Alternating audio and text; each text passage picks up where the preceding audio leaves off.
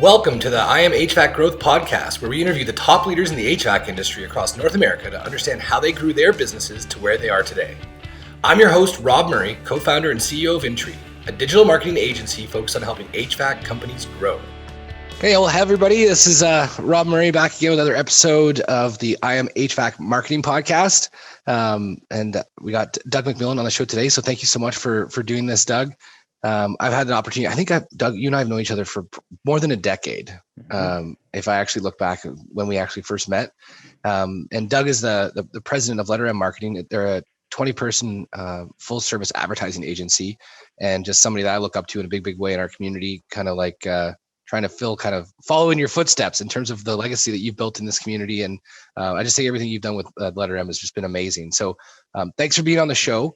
And for the audience's sake, can you just give us a quick synopsis of kind of like how you ended up starting this company and kind of where you guys are today? Sure. Thanks for the kind words. Great to be here. So I actually joined the company 30 years ago as kind of junior do-it-you're-told guy with a degree in journalism in my pocket and not much else.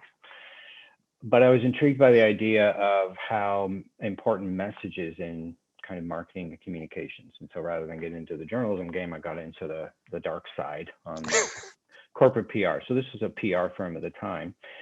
And, fast forward, kind of slowly got promoted and got new opportunities. Through that process, really started to understand the importance as the discussions around brand started to emerge in the 90s of identity in building companies. And so we bought this agency in 2000, and over that time, first built it up as sort of full service marketing, but then actually honed into a lane that is specific around brand and communications. And then the other aspects of the marketing mix will bolt on talents like your team or others to sort of fill out the piece. But our strong focus now is in building sort of brands and communication strategies that help strengthen companies and communities. And so that's a big part of who we are as well, is that any strategy should involve some level of community responsibility, whether you're a private business or a municipality or a library. You have a role to play in community. So we introduce that tenet in pretty much any work we do. So, it's awesome. Short story. Yeah, no, that's cool, Doug. And I really appreciate that, the view of community. And, we're huge advocates and, kind of try to lead by example where we can. And community is like kind of by network. We're all in it, and I think a lot of people just kind of forget, like, community is like this thing that's, we got to go give to. It's like, no, community, it's us. It's kind of like the economy. Everybody talks about the economy as it's this like, it's a thing. It's like it's something. It's an aggregate of all of our behaviors. and we all have a responsibility. And what I've seen in building my own brand, so over these years, and we renamed the company and rebranded and that sort of thing, I think we've maybe spent a few $1,000s over 20 years on actual advertising or swag or any of that kind of stuff, right? It's all been in helping strengthen community by contributing where we can, bringing our talents to the hospital campaign fundraisers and the children's programming and what have you, just to say, it matters to us that our communities stay strong. But of course, that leads to prosperity and resiliency for business. So it's been great. It has actually helped us be a profitable business by taking some of our time and donating it. And serving. Win-win, right? Exactly. Awesome.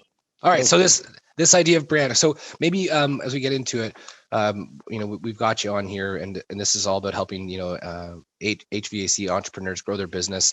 Kind of essentially, kind of working on what this podcast focuses on, the three primary growth constraints that we typically see. Getting the sales from the right customers, that actually like the right customers, all in capitals, recruiting staff, and then growing leaders within an organization. And I think when we were kind of talking about what this episode was going to be about in terms of brand, I think it really actually hits all three of those things. Absolutely. So I was hoping that maybe you just give a little bit of 2 seconds about your experience in the HVAC kind of industry. Sure. And then we'll kind of get into like how brands can be developed and how they're kind of often overlooked. Yeah, or the fullness of sort of the brand picture can get missed a lot by a lot of contracting companies. So my very first client some 30 years ago was an HVAC client, the Oil Heat Association, a long since dinosaur world. Yeah. But it introduced me to HVAC and introduced me to some phenomenal contractors along the way, and helped us build a fairly significant practice area, sort of back in the day in HVAC with manufacturers and the associations and contractors. To the point now where I'm, for about 10 years, I've been a columnist for a Mechanical Business magazine, which is sort of the leading trade magazine, just to help keep the conversation around brand and marketing sort of out there, and to engage contractors in a broader exploration of what kind of brand means to them. And for a long time, and I'd say this is certainly evolving and changing, but for a long time, brand to an HVAC contractor, was a logo with red and blue in it to tell us what we do, and a house with waves on it, and it sort of stuck to one logo, and off they go. And there wasn't a broader commitment to sort of building identity and introducing personality. That is the sweet spot to meet those kind of three pillars that you talk about. I mean, you cannot attract the best talent, and we all know in HVAC that's probably the number one barrier and challenge for them right now. Is, I think the average technician is older than I am, so they're we need to bring younger. So they're like what, 42? Exactly, we'll go there. Yeah. They need to be the company that these young, new, bright contractor technicians want to work for. Yeah. And you're competing, and so positioning the brand effectively in that area is a really good example. So hold on though, how is a brand not just a logo? Like, I thought that's just what it was. It's just this, it's an image, it's colors. That's my brand. How it's is important in this visual world? It's essential. So I don't want to downplay. But a brand is an identity. It's what people think of you, and it's how you position yourself to encourage that understanding. It positions you in the market. So you talk about attracting the right customers. So being clear about your brand and having a brand that evokes prestige, or evokes, or low price, whatever it is that you want to be, and position yourself. How you talk about it, and even how you present yourself, can communicate that. So as an example, a contractor can show up in a superhero t-shirt, or a branded t-shirt, or a branded golf shirt, or a nice business dress shirt, and every one of those tools communicates something very different about the experience you're about to have with that company. So looking at, and we call it the brand view, looking at everything you do through sort of a lens of who do we want them to know we are, really helps guide understanding in the market. I kind of get you there. Yeah. Okay, cool. And the next 20, 25 minutes needs to be all about this, because I think it's just so overlooked.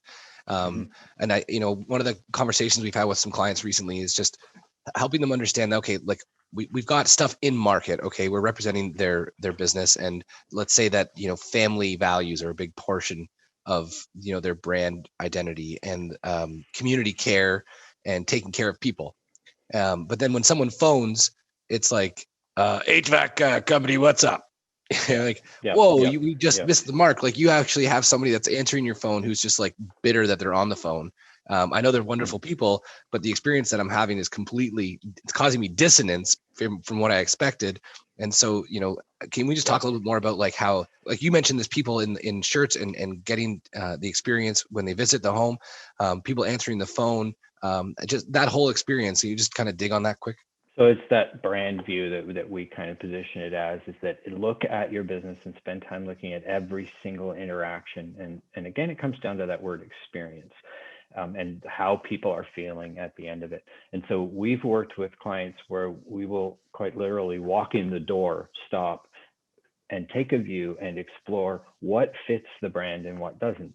First, you have to know your brand. And so spending time strategically on, what are those values? And you're right, the ones you list are commonly identified today. And now, how are we living them, and how are we demonstrating them? And so to your point, so we'll walk in and I've seen, again, but a little more back in the day, but a Sunshine Girl calendar on the wall. That's Right. not communicating what those values might be. We're hearing someone answer the phone, and again, it's let me put you on hold, and 3 minutes later. So whatever, it's all of those little touch points that it's sort of almost grade, right? So if you define those values. And we work with clients to keep the list short. It's really easy to have a long list of good values or good personality traits that define your brand. Mm-hmm. Try narrowing it to the 3 that matter most and the 3 that are most resonant with your customers. That's actually the hardest part of the exercise. And so once you get to those 3 and there's consensus and I encourage a whole staff session. This isn't just owners and managers and consultants like us, right? Get your entire team in a room, get a big Post-it note out on the wall and start exploring what those values and those traits mean. Nail the 3 and then look at everything you do through those 3. Evaluate them, grade them on a scale. I love right? it. And then you start seeing your marks and you start seeing your weak spots. So there's a whole bunch there that you just said. I want to unpack a couple of them first. So one of the things we've seen happen and experience it ourselves as growing our company back in the day, see it a lot with clients, hear about it a lot with entrepreneurs, but when they go and do values exercises, they come out with these kind of aspirational, would be nice verbiage of something that sounds good, but isn't necessarily exactly how they live. So because it's not necessarily accurate, it becomes really difficult for them to bring them to life. So can you just talk a little bit about, values not being just corporate jargon, and it's actually something that is authentic when done properly? So people have to see how they can live that value. And every person in the company, that's kind of one of the exercises we go through is, we've defined the value of inclusion as being very important to our business. And going through everyone and asking them how they can sort of realize that value or play a role in it from a technician who might be able to say, part of my job is recognizing that everyone needs to feel that they can be helped. So if my customer is, kind of a little old lady and she doesn't have a lot of support around her, maybe including her means checking in more often. Maybe it means saying, hey, that light bulb way up there, I can't imagine you can reach that. It's out. Do you need me to change that for you? It's looking at every interaction through that specific lens that we've defined as our value. The more time we spend exploring it and finding real world kind of examples of how we can apply it, the more effective and clear it'll be. It's awesome. And I think the other thing too, there's a couple pieces I'm going to circle back to, but what you just said there too, I think is brilliant, is this idea that picking values isn't about what's going to sell the most. No. It's just about being real and then living it out every day so it's consistent. And that's, and the word authenticity is bounced around a little too much these days, but if we just take it for what it is and demonstrate it, it's a very necessary sort of part of marketing. Is it true to who we are? So, in my business, I can talk about the values of being, technology forward. That's actually not who we are as a business. That's where I call people like your team who will help me make sure that we are bringing that to our client. That's not who we are. And so just saying it is not effective. When we talk about being community oriented, that's who we are, and I can go on for hours. So knowing that it's authentic to who the leader is, and it has to be top down, and that's often one of the barriers. And I can think of a particular HVAC company where the owners are kind of way off over there. They're not really engaged in this type of work. They don't really find it interesting. So they're then not leading those values, and they're not even really embracing them. So everything falls apart from the top very quickly. Yeah. So I like to say it needs to be bottom driven and top owned, right? So that everyone's participating in the exercise of defining what those values will be. It's fun. It can be really engaging, and it lights fires under people too. It's amazing. So yeah, talk a bit about that. Like I engaging an entire team, that seems like a lot of work. That seems like it's going to take a lot of time. Wouldn't it just be faster if I just thought about the top 3 values as the owner of the company and then told everybody what they were? It would be less effective in the long game because people aren't taking that ownership, right? So I guess the secret is to not make it so daunting that it becomes this laborious process. One thing we did, and in fact, it was years and years ago with Michael Grushmo, who did one of these podcasts. Yeah. Brilliant marketer and such a good person. We led an exercise with their entire staff, with some 90 people in their training room. years ago, and it was around defining how to create an exceptional brand experience. So everything is around what they kind of framed a positively outrageous experience. And this was before, Google reviews were the best way to make sure that your marketing was doing well. Now it's essential. Back then it was a little bit more novel to really focus on that experience. So anyway, we came together and it was a breakfast thing. It was all of 90 minutes. And all we did, we didn't allow ourselves to leave until we had brainstormed 50 ways that we could create an exceptional experience in the business or in the home for the customer. And then we kind of made it, we gamified it a bit, and there was voting, and there were like the top 3 ideas and prizes and fun, but every idea was phenomenal. And it was as simple as, if the bin is still at the curb and they've already emptied it, bring it in for them. It's Right. these 50 super simple steps that you just don't think of because you're on to the next job. And so you're not necessarily focused on what can I do in this room. So pausing for an hour and a half, feeding them some muffins and orange juice resulted in this amazing list of ideas that everyone got because they all owned it themselves and I love it. participated. It was a turning point, again, it's 15 years ago probably that we did that, to how they are today. And Atlas Care today is an extremely well respected company for living a brand really well. And right? leader in the industry. That's right. Yeah. So they got there by including everyone in I love it. in that exercise. For the longest time, I'd hear all these speakers and keynotes, whatever, and authors talk about slowing down to speed up. Yeah. And, Right. and I never really got it until we started incorporating team ideation into decision-making organizationally.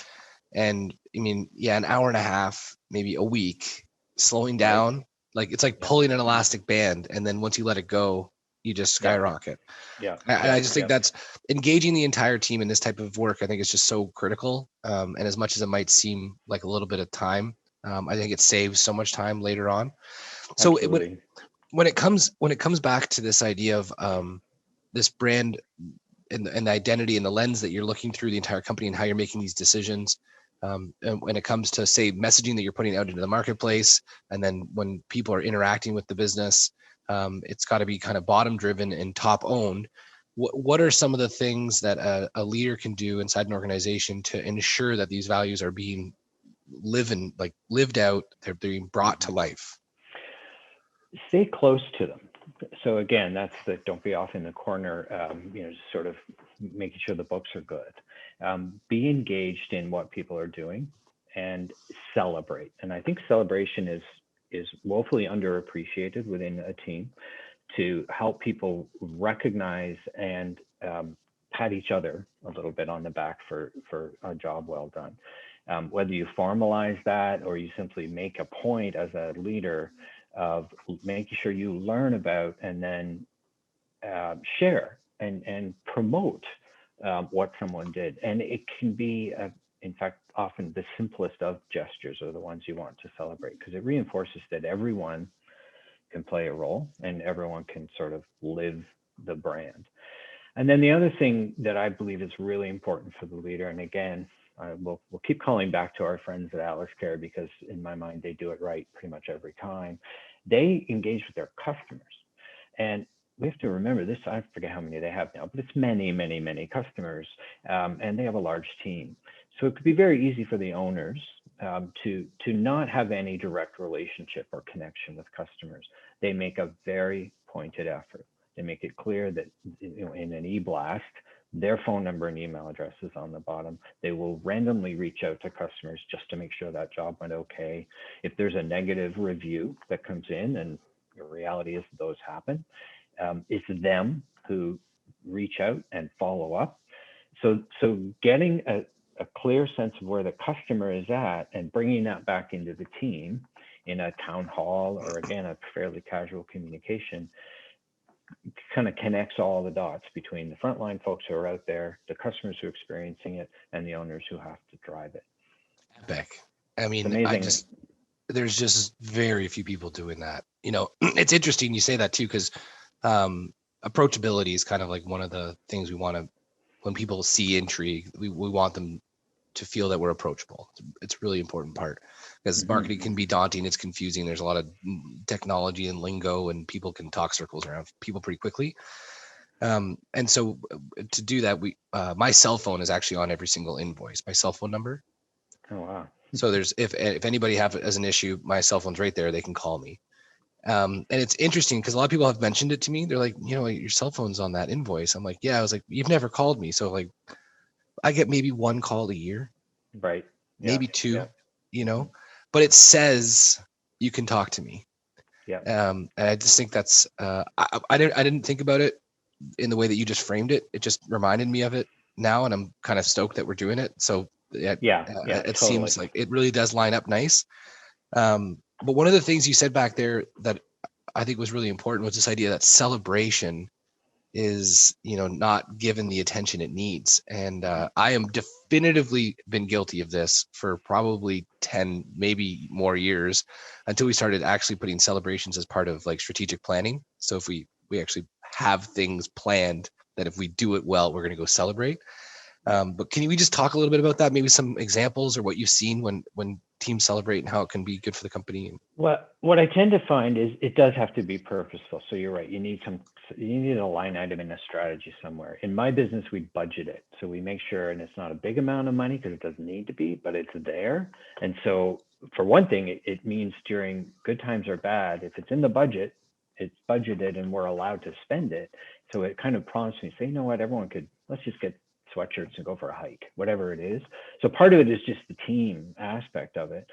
But in those exercises, I'll make sure that I sort of focus on recalling a conversation with a client about something, again, significant but small that someone did that made a hell of a difference. And it might have been, I emailed at 7:30 at night and I sure didn't expect her to get back to me. And it was great to hear that she did. I'll make sure people know that happened. And it's not so that I'm communicating, I hope everyone's on their email at 7:00 at night.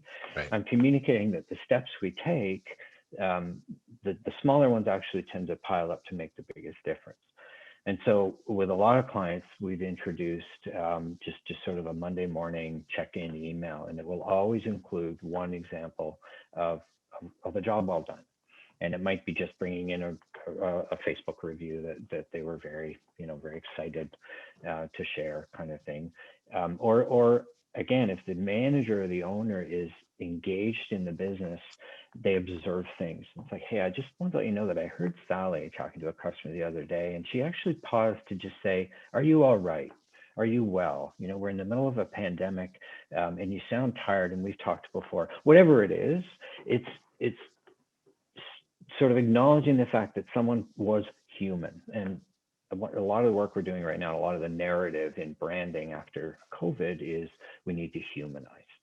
We need to step away from the other sort of brand pillars of technology and sophistication and state of the art and the other things that we need to focus on to say we're people and we care. We give a crap about you and we're going to show that to you every day.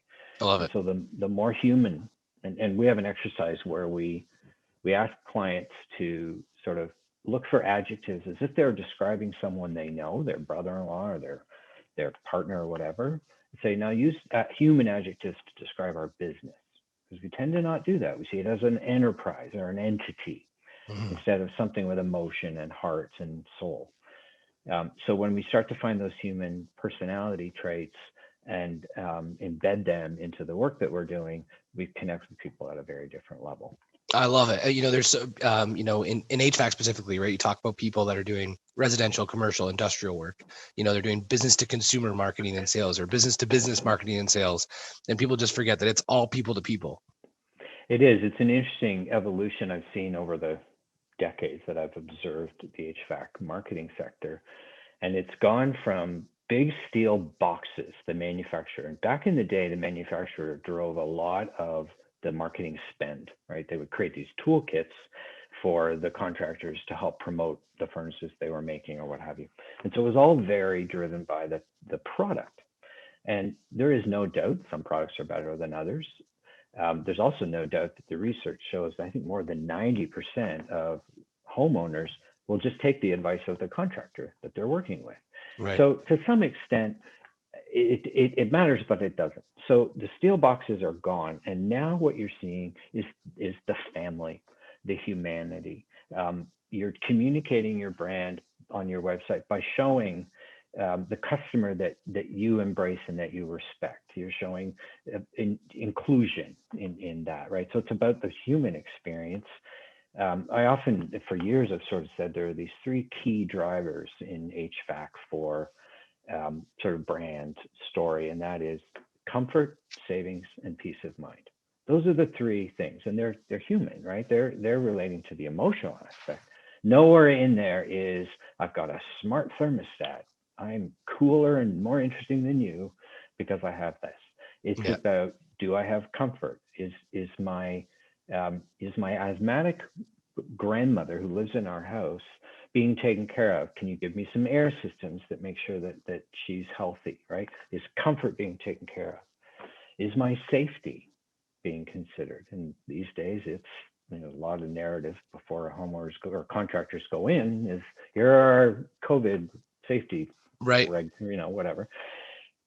Is the system safe that you're putting in? So it's not even so much about the BTUs that I'm going to get. Is it going to blow up? That's the narrative that people. That's what I care about, right? Yeah. And peace of mind just aligns with all of that. Is that at the end of the day, and this is where pretty big growth in sort of the membership approach, the maintenance contract evolved into more of a membership program. That's a peace of mind tool. It's great for contractors because nothing like a monthly income to rely on. Yeah. And getting in the house again. And we encourage our HVAC clients to sort of build a long-term home comfort strategy. So sit down in the early days and look out 10 years so that they have a planner. They kind of know what's coming.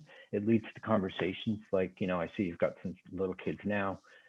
6-7 years from now, they're going to be teenagers. Should we look at a bigger hot water heater? Whatever those conversations need to be, you've just set up 10 years of business conversations that are very much tailored to knowing that they have the peace of mind, knowing you've taken care of them and kind of got them coordinated. Oh, it's awesome. Right? We've done something very similar with a few of our clients where we've created like a home inventory checklist of like, here are the top things you need to take care of in order of priority based on comfort and cost savings and environmental impact. And it's probably like depending on the customer, maybe 3 to 5 year kind of roadmap of like, here's the different pieces of technology that are going to support you, make you comfortable, help you save money, and give you peace of mind. And it prompts a conversation. It's funny, we adopted this several years ago from working with investment advisors. And we've got several clients like that who really their job is to build that roadmap with you and understand what your goals are as a fan. Is it about legacy? Do you have like major family weddings in 10 years we need to save for? Whatever. It prompts a deeper conversation with the customer. And so the exact same thing can happen at the HVAC contractor level, is to really get to know the family, get to know their objectives and understand what matters most to them. Then you're driving everything that way. And with CRM systems and whatnot, we can capture all that data and we can make sure that it's guiding the next interaction, the next experience, rather than just sort of boilerplate doing the same thing next. It's awesome. So one of the things you mentioned there too about this like membership opportunity when it comes to say service programs and all that kind of stuff, I think means I don't think it's a surprise that you brought it up as a strategy, because membership and community to me kind of go hand in hand. And the idea of like the nomenclature, like I see a lot of people being like, buy the service maintenance plan. It kind of falls flat. Do you have any kind of thoughts for anybody before we wrap it up around how they can maybe position or brand this type of experience for their customers to make it more effective and actually make it feel more human? Sure. So to me, membership has its privileges, right? I mean, there's a good, such a built-in narrative that we can leverage it a little bit from kind of the past of marketing. But rather than just be a maintenance plan, membership means we're bringing value whenever we can. And it gives us a lot more space to surprise you. And that's one of the things that, 10 years ago, we did some branding of a membership program for an HVAC contractor where I learned so much from him, because that was his whole kind of ethos, is that I just want this to be that you never know what's coming next from us, but it'll always be awesome. And sometimes it'll be a great experience in the home twice a year when we come in to service your equipment. But sometimes it'll be that I'm going to go to my neighboring businesses in the community, the windows and doors folks and the roofers, and I'm going to get you a little coupon book, or just, sort of give you access to some advantages here. And another time it'll be tickets to the local hockey team, whatever, right? It's just this constant sense of connection and making it more about feeling like you're getting something special. I love it. You can package it that way, right? Then it feels a lot more than just making sure that I get my furnace filter changed. Well, and then not only are you building a community of members, but you're also building a community of peer client or businesses in the community, and bringing all these people together on like more than one way. It's very like Inception. I think that's just such a really, really right? cool approach. Yeah. Well, and that's a great place to layer into your corporate responsibility kind of program, whatever it is that as a member, we're giving, $10 on your behalf or $10 from each annual membership fee to our food security programming in our community. And here's why it matters. So thank you for being a member, because you're enabling this. It's awesome. So suddenly they're the hero with you for doing something that strengthens everybody and sort of makes community strong. I really hope that when people are listening to this, they go and implement some of this stuff. I think it's pretty intuitive when you hear it, but I just think there's just so many people that are missing the boat, and there's so much opportunity for someone who decides to make it happen. I really appreciate you coming on. I think the idea of really narrowing down those values to the top 3 being the hardest part, engaging the entire team and ideating with an entire organization to distill down to the 3 most important values, I think is just something that a lot of people haven't gone and done. And I think that's probably why it's so valuable when you do it. Because do it with everybody. We've done sessions like that where we brought customers in too. I mean, no one knows your brand right? So there's no reason why they can't be kind of guiding that. And then it's sort of where I tend to leave a lot of these conversations with clients is it's not a transaction, it's an experience. If you always just use that sort of framing, we're never creating a transaction. And a lot of times in HVAC, you look at it that way because it's in and out and can you pay before and whatever. Right. It's not a transaction, it's an experience. Well, I think that's going to be the quote for the thumbnail on this podcast. It's not a transaction, it's experience. And we got to humanize. It's all people to people, right? Thanks so much for doing this, Doug. I myself got a ton of takeaways from this. Thanks a ton for being on the show. I've had fun, and I really appreciated the opportunity to chat. Always fun. All right, sweet. Thanks, everybody. We'll see you in the next episode of the I Am HVAC Growth Podcast. Cheers. Enjoy the day. Thanks for tuning in to another episode of the I Am HVAC Growth Podcast. If you liked what you heard today, head over to our iTunes page, give us a review. And if you know anyone who would be a perfect fit for the podcast, visit imhvacmarketing.com and let us know.